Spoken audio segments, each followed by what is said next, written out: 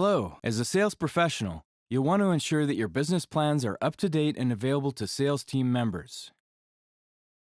In this tutorial, you'll learn how to use Oracle's account planning tools to manage your key accounts. Let's look at an account that is lagging in sales. An account was created for Pinnacle to sell them computer systems and servers, and it's been a few years now that they haven't bought either. Today, you'll create a new business plan for Pinnacle. You start by entering a name and selecting the account.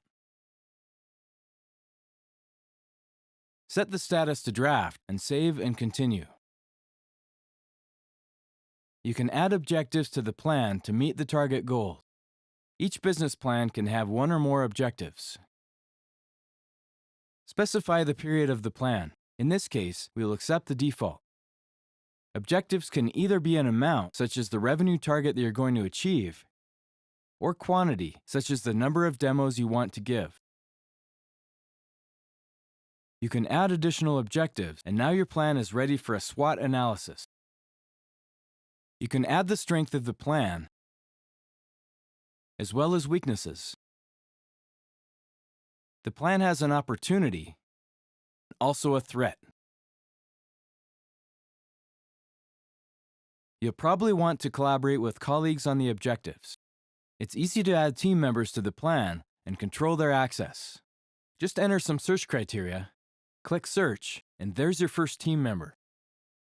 Then do the same to add the rest of your team. Here are the new team members.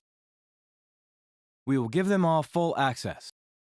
Voila! You are ready to collaborate with your team members. Let's use the integrated Oracle social network so you can collaborate with associated coworkers on the best way to systematically approach the plan. You can start by posting a welcome message to your teammates. Now the account plan is complete and you're ready to work with your team to increase sales for the Pinnacle account. Thanks for watching.